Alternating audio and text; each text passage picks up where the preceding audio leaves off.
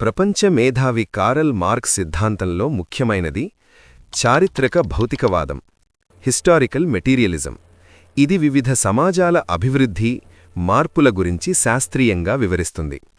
ఏ సమాజమైనా ఉత్పత్తి శక్తులు అనగా ఉత్పత్తికి ఉపయోగించే పరికరాలు, దానిపై పనిచేసే మనిషి శ్రమ, ఉత్పత్తి సంబంధాలు అనగా ఉత్పత్తి చేసే సందర్భంగా ఏర్పడే సంబంధాలపై మీద ఆధారపడి ఉత్పత్తి పద్ధతులు మారినప్పుడు సమాజ నిర్మాణం కూడా మారుతుందని వివరిస్తుంది. ఉదాహరణకు, ఆదిమ సమాజంలో మనిషికి ప్రధాన ఉత్పత్తి తిండి. దానిని పొందేందుకు వేటే ప్రధానం. జంతువులను వేటాడేందుకు ఆయుధాలు, తమ ప్రాణాలను కాపాడుకునేందుకు గుంపు అవసరమైంది.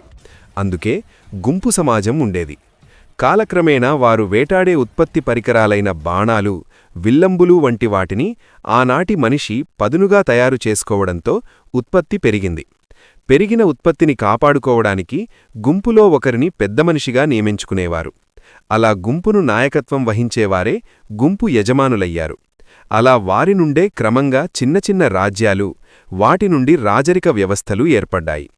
ఎక్కువ రాజ్యాలను ఆక్రమించుకోవడానికి యుద్ధాలు జరిగేవి. యుద్ధాలలో గెలిచినవారు ఓడిన ప్రాంతాలలో తమ రాజ్యంలో కలుపుకొని వ్యక్తులను ఉత్పత్తిలో పనిచేయడానికి బానిసలుగా ఉపయోగించేవారు. అలా బానిస వ్యవస్థ ఏర్పడింది. అలా బానిస సమాజంలో ఉత్పత్తి బానిసల ద్వారా జరిగేది. కొంతకాలానికి బానిసల తిరుగుబాట్లు చేయడం ఉత్పత్తికి ఆటంకంగా ఏర్పడింది. బానిసలను అణిచి ఉంచడం సాధ్యం కాకపోవడంతో వారిని ఉత్పత్తిలో భాగస్వామ్యం చేయడం కోసం బానిసలకు కూడా కొంత భూమి ఇచ్చి వ్యవసాయం చేయించేవారు.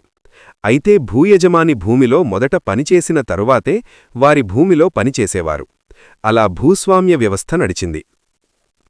ఈ వ్యవస్థలో చేతివృత్తులు అభివృద్ధి కావడం, వారు తయారుచేసిన వస్తువులను మార్పిడి కోసం ఉండిన వర్తక వ్యాపార వర్గాలు ఏర్పడటం, వారి ద్వారా కార్ఖానాలు, చిన్న పరిశ్రమలు అభివృద్ధి అయ్యాయి. అలా భూస్వామ్య వ్యవస్థలో వ్యాపారస్తులకు తయారైన సరుకులను అమ్ముకోవడానికి, లాభాలకు పోగేసుకోవడానికి రాజులు, భూస్వాములు, భూస్వామ్య వ్యవస్థ ఆటంకంగా ఏర్పడింది. దానితో పెట్టుబడిదారులు, కార్మికులు, రైతులు ప్రజలతో కలిసి భూస్వామ్య వ్యవస్థపై పోరాటం చేసి ఆ వ్యవస్థను రద్దు చేశారు. దాని తరువాత వచ్చిన పెట్టుబడిదారి వ్యవస్థ కార్మికులను పరిశ్రమలల్లో ఎక్కువ గంటలు పనిచేయించి వారి అదనపు శ్రమతో మరింత లాభాలను పోగేసుకోవడం మొదలుపెట్టారు.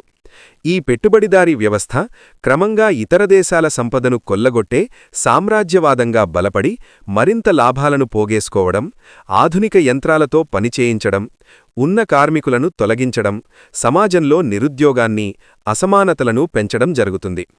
ప్రజల చేతుల్లో సంపద లేకుండా చేస్తున్న పెట్టుబడిదారీ వ్యవస్థ తను తయారు చేసిన వస్తువులు అమ్ముడుపోకపోవడంతో ఉత్పత్తి ఆగిపోతుంది.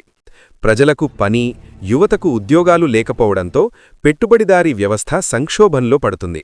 అప్పుడు ఉత్పత్తికి ఆటంకంగా ఉన్న పెట్టుబడిదారీ వ్యవస్థపైన కార్మికవర్గ నాయకత్వంలో ప్రజలందరూ పోరాడి ఉత్పత్తికి ఆటంకంగా ఉన్న పెట్టుబడిదారీ వ్యవస్థను తొలగించి ప్రజలందరికీ ఉపాధి కల్పించి మంచి జీతాలు, విద్య, వైద్యం, ఆధునిక సౌకర్యాలు కల్పించే తయారైన ఉత్పత్తిని పంచే నూతన సోషలిస్టు సమాజాన్ని కార్మికవర్గం నాయకత్వంలో ఏర్పడుతుంది. దాని ద్వారా కమ్యూనిస్టు వ్యవస్థ వస్తుంది.